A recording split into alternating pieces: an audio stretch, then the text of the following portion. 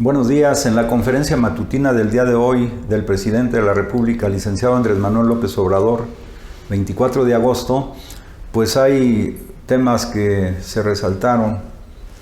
Uno fundamental que ha venido siendo cuestión de análisis prácticamente todas las matutinas es el tema de la corrupción, pero cada vez se van esclareciendo más y más las peculiaridades de la forma en que se desarrolló el tema de la corrupción.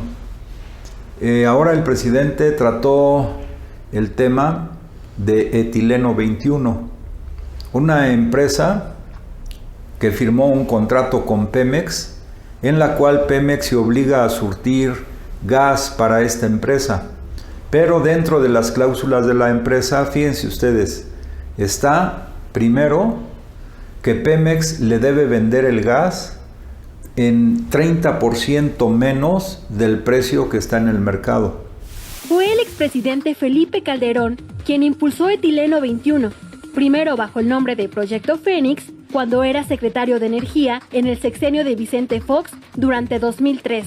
Ya en la presidencia invitó a Odebrecht a concursar y le puso en bandeja de plata un contrato que incluyó atractivos beneficios, como el suministro por 20 años de 66,000 barriles diarios de ese gas, asumiendo los gastos de transporte, o de lo contrario, la obligación de pagar una multa igual al 200% del precio del etano. Otro incentivo fue el precio de venta del etano, que resultó una ganga y que la Comisión Reguladora de Energía aprobó en 2010 y luego trató de ocultar. Y uno más, la protección con multas multimillonarias para evitar que el trato concluyera antes de tiempo. ¿Cómo se atreven a firmar un convenio o un contrato en esas circunstancias?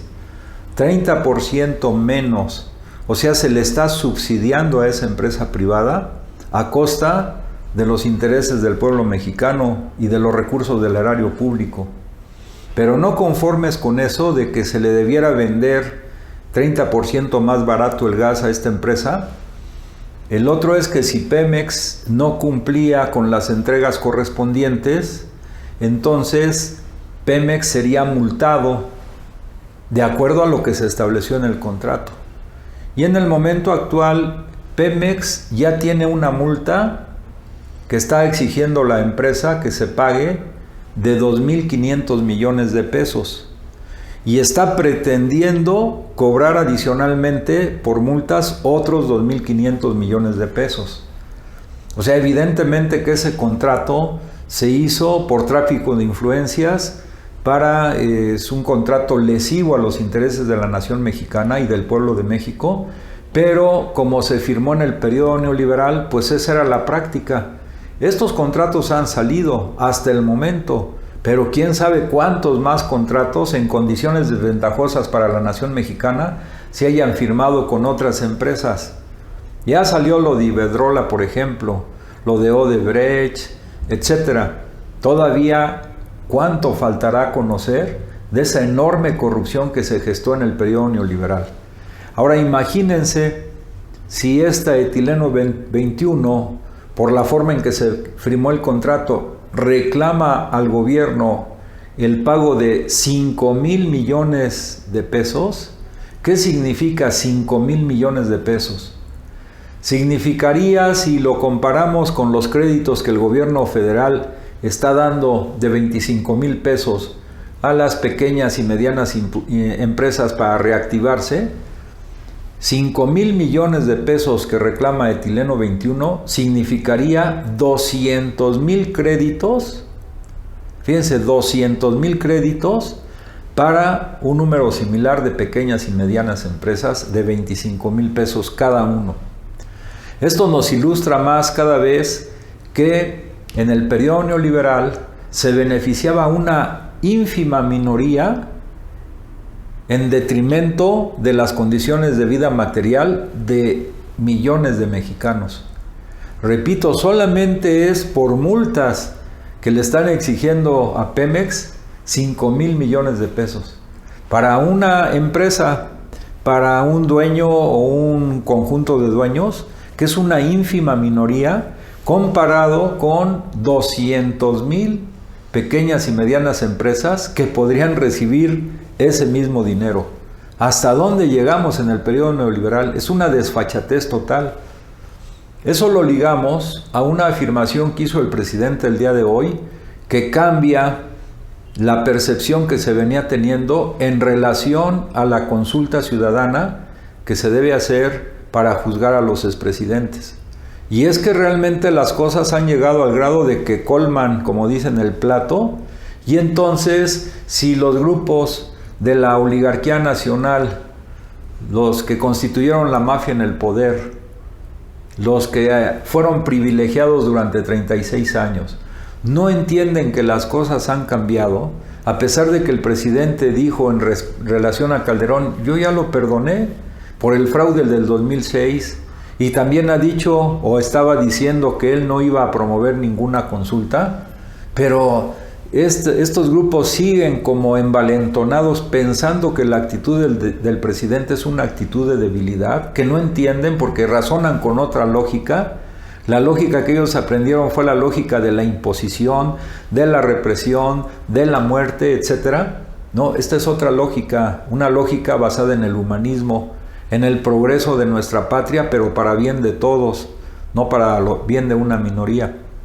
Entonces, entiendo yo que dada esa circunstancia, pues el presidente dijo que el fin de semana estuvo analizando el procedimiento para poder efectuar una consulta y poder juzgar a los expresidentes. Y dijo, hay 3 caminos para llevar a cabo esta consulta. Una, que firmen el 2% de los mexicanos inscritos en el padrón que tiene el INE. Esa es una. Que por el porcentaje y el número, pues sería muy tardado porque de acuerdo a la ley, explicó el presidente, esta consulta se debe promover entre el 1 y el 15 de septiembre. Entonces, esa opción ya sería muy difícil que se pudiera hacer. La otra opción es que la tercera parte de los diputados puedan promover precisamente la consulta. O sea, esa es más realista. Está en manos de los diputados poder promover la consulta para que se juzgue o no a los expresidentes. Y la tercera opción es que el propio titular del Ejecutivo, o sea el presidente, mande la propuesta al Congreso.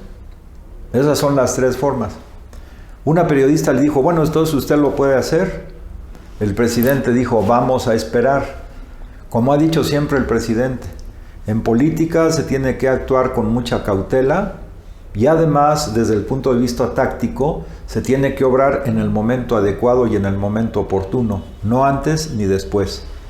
Entonces, dada esa actitud de necedad, de cinismo, de hipocresía, de la derecha conservadora, de la mafia que estuvo en el poder, y ante el temor o la inquietud y el nerviosismo que les está causando las declaraciones de Lozoya y las que potencialmente están pendientes de García Luna, ellos, en lugar de asumir una actitud responsable, yo incluso diría de arrepentimiento real, ¿no? Se empecinan, piensan que están en el periodo que ellos tuvieron el control político del país o de los órganos de gobierno.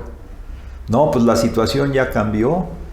Entonces planteamiento que hizo el presidente en la mañana tenemos que tomarlo muy en cuenta porque está señalando que puede haber ya, repito, dada esa actitud terca, necia de la derecha conservadora, puede haber una variación en la forma de procesar este tema de la consulta ciudadana para juzgar a los expresidentes de la República. Y son momentos de reflexión, que todos reflexionemos. El presidente ha reiterado, y él obra de buena fe, que su fuerte no es la venganza. Él obra tratando de encontrar siempre la justicia, no por venganza.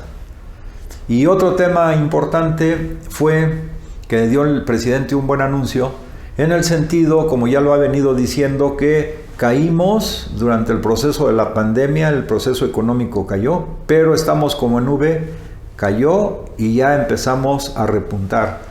¿Cómo se lo expresó el presidente? Bueno, pues recuerden ustedes que en el mes de de abril, que fue el mes más difícil, se perdieron 555,000 empleos.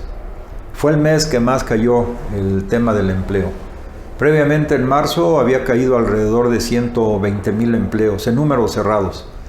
Luego ya en junio fueron 340,000 empleos menos. Y en julio ya fue menor la pérdida. Pero en agosto, hasta la fecha del día de hoy, del 1 de agosto al día de hoy, se han recuperado 68,000 empleos. Es decir, 68,000 personas que se han registrado nuevamente. Estamos hablando del empleo formal, que se han registrado nuevamente en el Seguro Social, ya sean nuevos empleos o recontratación de personas. En el mes de agosto, 68,000. Entonces, la economía empieza a repuntar nuevamente. Y vale la pena también mencionar que de los 3 sectores de la economía, el primario, que es agricultura, ganadería, pesca, el secundario, que es industria, y el tercero, que es servicios, pues en el tema de la agricultura hubo siempre, por el apoyo del gobierno, por el precio de garantía para los productos frijol, maíz, etcétera, hubo lo que no esperaban los que siempre quieren que le vaya mal a México. No hay hambruna en el país. O sea, el campo se está afianzando con los apoyos del gobierno y la decisión de los campesinos de seguir apoyando. En esto juega también un papel importante, aparte de los programas del gobierno federal, como lo explicó el presidente, las divisas que envían los paisanos que están del otro lado, los que el presidente ha llamado héroes anónimos, porque a pesar de la pandemia, él está estimando que en este año, al concluir el año, lleguen un total de, insólito, 40,000 millones de dólares. Nunca se había dado eso, y a pesar de que estamos en la pandemia. Eso es porque se han mejorado los niveles de seguridad, por un lado. Por otro lado, porque pues se anuncia cada lunes las empresas que se dedican al cambio de dólares desde Estados Unidos hacia México, y entonces se va diciendo cuáles son las que ofertan mejores condiciones, y entonces los paisanos pues ya pueden hacer sus transferencias en las empresas que ofrezcan mejores condiciones. Y por otro lado, todo el tema de la corrupción, que fue enorme en el periodo neoliberal, se ha ido reduciendo de manera muy significativa. Entonces hay mejores condiciones de seguridad para que los paisanos que están en Estados Unidos, con esa seguridad mayor, puedan pues enviar más recursos a sus familiares. Este es un tema importante porque el presidente señaló que esos recursos de las remesas llegan aproximadamente a 10 millones de familias mexicanas. Entonces, 10 millones de familias mexicanas que reciben remesas, más, o aunque hay intercalación ahí, o intersección, 20 millones de familias mexicanas que reciben por lo menos un programa del gobierno federal, pues eso ha permitido que, primero, no exista hambruna como algunos pronosticaban; segunda, que no exista desabasto; y tercera, la acción cada vez más sistemática, con presencia física, con supervisores de las instituciones del Estado para ver la regulación de los precios. Entonces da más confianza, y entonces concluimos: no hay hambruna en el país, no hay desabasto en el país, y hay más confianza tanto de los migrantes al enviar sus remesas como de los que acá las reciben.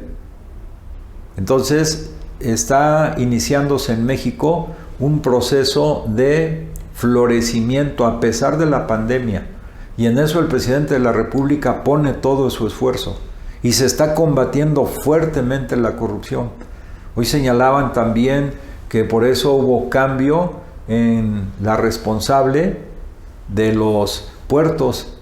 Señaló también que hace unos días, fíjense, sigue el huachicoleo por, ya sea coludidos con algunos funcionarios menores o por mecanismos que todavía no se han detectado del todo, a pesar del esfuerzo que hace el gobierno. Pero también acaban de detener un buque que iba con una buena cantidad de combustible y que ahora se recupera para México. Entonces también se han ido afinando todos los mecanismos de seguimiento, de vigilancia, para reducir cada vez más, casi ya a cero, el robo de combustible. Entonces la realidad está cambiando y nuestro pueblo, los grandes sectores del país, del pueblo de México, están convencidos de que se está gestando un resurgimiento de nuestra patria, que nuevamente está floreciendo el orgullo de ser mexicanos, no la cuestión de la depresión, de la falta de autoestima, etcétera, sino al contrario, estamos forjando una patria nueva bajo la dirección y la conducción del presidente de la República. Si te gusta lo que aparece aquí, comunícate con nosotros a través de las redes que aparecen en la pantalla. Te deseo que tengas muy buen día.